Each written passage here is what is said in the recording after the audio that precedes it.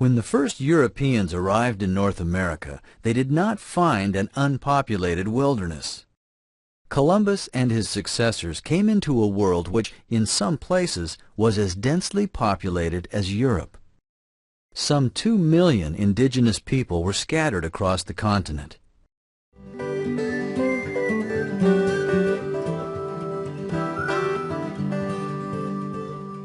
The first English colony in North America was established in 1585 under Sir Walter Raleigh of England. It was located on North Carolina's Roanoke Island. Raleigh called the island and the surrounding area Virginia. Sometime after 1587, all the inhabitants of Roanoke vanished. No survivors were ever found. The first English colony to survive in the New World was called Jamestown. It was started in 1607. People were sent by a business corporation called the London Company. Their mission was to look for gold and find a passage to China and Japan. They found neither. Jamestown survived by growing tobacco for export to England. To help with the labor, the first ship of African slaves was brought to the New World in 1619. Slavery became a way of life. The first colonists of New England were religious dissenters known as Puritans. Like Jamestown, they too were financed by a company of investors. When they arrived in the New World, they were headed for the Hudson River, but ran into stormy weather and looked for a new place to settle.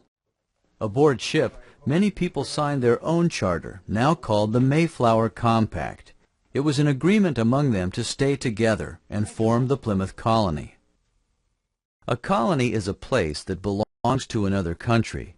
Parts of the east coast of North America were English colonies from 1607 until the Declaration of Independence in 1776.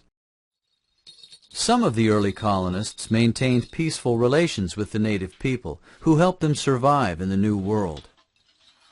But with increasing European expansion and the Indians' resistance to it, the contacts became violent. Eventually, the Indians lost the fight because they could not oppose the overwhelming numbers of people coming in from Europe. New York began as a Dutch colony with the purchase of Manhattan Island from the Indians in 1626.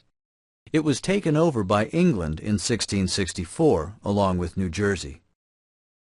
In 1624, Virginia became a royal colony under the control of England. Between 1630 and 1640, 20,000 settlers emigrated to New England and formed the Massachusetts Bay Colony. A group called the Puritans came for land and to practice their religion in peace at the colony.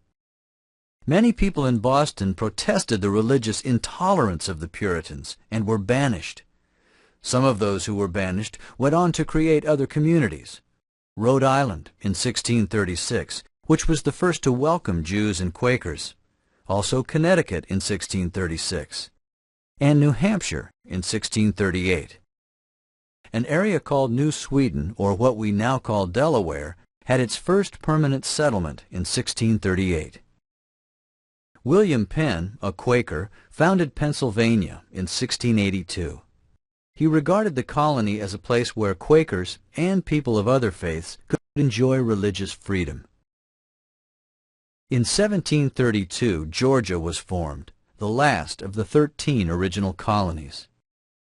The 13 colonies were populated with people from all over Europe. They came looking for land and freedom. The rest of the United States came to be what it is today in pieces. Vast areas were bought. Others gained through treaties, and much land was won through war.